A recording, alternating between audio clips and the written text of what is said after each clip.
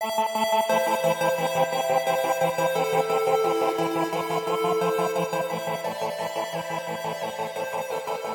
what's up? It's Inspiration Hour. Why? Because the following is probably either going to inspire you to get some cool gear, to be jealous. Why do I say that? Well, let me explain it to you. And why? Aside from the obvious reasons, being an artist and wearing CRT helmets that light up, which you can see has straps on there, and the other miscellaneous masks like Mr. Darth Vader over there in the corner. Why is it white? Oh, you obviously don't own a projector if you think that the white's not cool.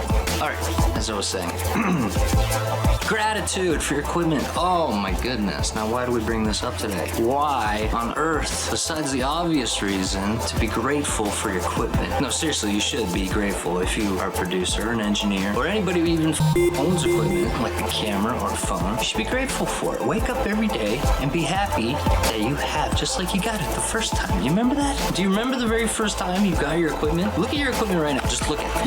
Like, go find it. Look, you see this stuff here? This camera, okay? Be grateful for that stuff. Pretend like you just got it. Every day, be like, wow, I love this thing. Man, it's just so cool, It's just a monitor. But you know what? There's people in countries that don't have monitors. There's people in times that never had monitors, If they saw a vision of the future, they'd be like, what is that? Oh my God. We're in the future, people. Be grateful. Right? The real reason I bring this up today is because we're just moving in some stuff into EGDF Labs 8.0. So anyway, what we have here today is some very nice preamplifiers with line drive done by Parasound. Now, before we get into what we're about to do, which I'm so grateful for these. I actually inherited these. I'm blessed to have inherited these. Let's talk a little bit about them. These are P/LD 1100 line drive preamplifier. Some of you producers might be, oh my God, what is the point of a preamplifier? Like, can't you just plug it into your iPod thing and just like have some speakers? No. What this puppy does is actually amplifies the sound before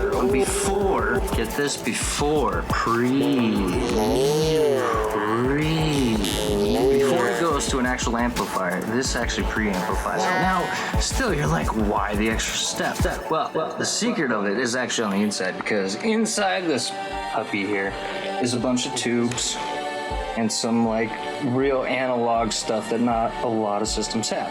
So A, you're adding warmth to it with the tubes. B, there's a certain circuitry in here that is scientifically almost the best crap you could ever put in something in order to get the greatest sound out of it. Just flip it over on the back here. I mean, aside from all the ports available on the back. There we go. So look, we got ports on the back, right? Give me 2 seconds here. I'm actually gonna turn this around so we can actually get a good look at it. Oh yeah, blurry. I bet if that's actually in focus, I hope I don't have a booger. Woo, look at all those inputs. Okay. So this serves a dual purpose because it also, in addition to doing all that fancy stuff on the inside of it, gold plated. That's right, there's actual gold on all of these inputs right there. Why? Just to give you an idea on that. Why? Okay, see, this is just an RCA cable, okay? Now, if you look at the ends of it, gold plated as well.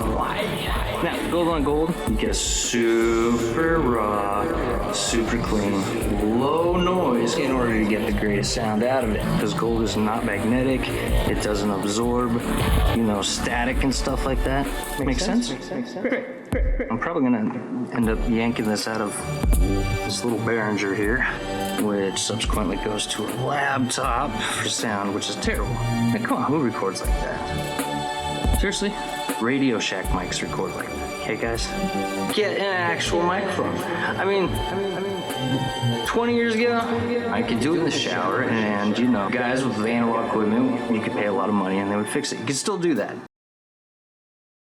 Get something with USB on it so you can at least get 32-bit. Okay. Gold-plated inputs, and then as you can see also, it's got a wide arrangement of stuff you can plug into it. So instead of swapping cords out all the time, you know, in the studio here, I could have one, that Behringer. The next one, I decided I wanted, you know, Ray. And I got a radio, so I'm like, oh dude, I want to listen to the radio. Perfect. DVDs, that kind of thing. Blu-ray, gold plate, yeah. And then we got, let's see here, aux. If you know what the aux is for, you should leave it in the comments. I've actually recorded on tape decks, as well as like real tape. Real tape.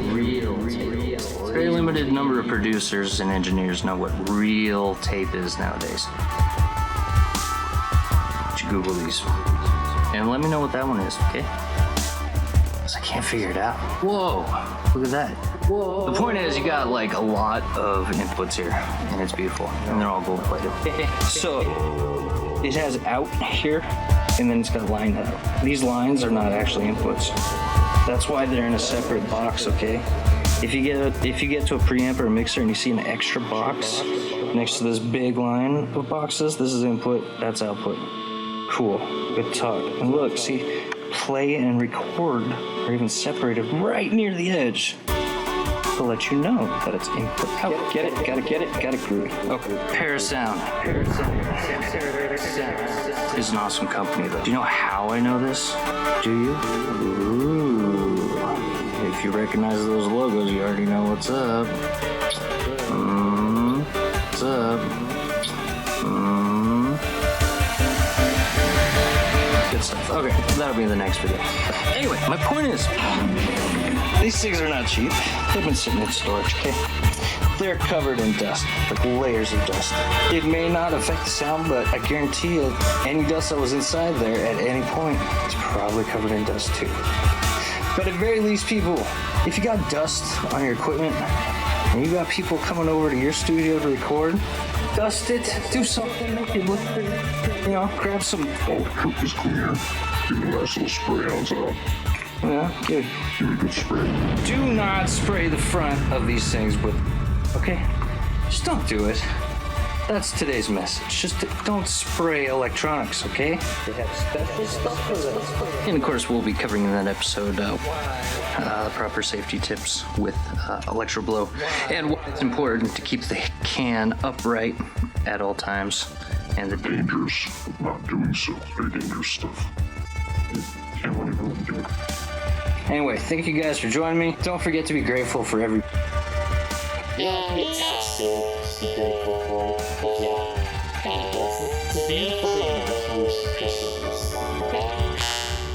Solution to Death, BGDF Labs, signing off.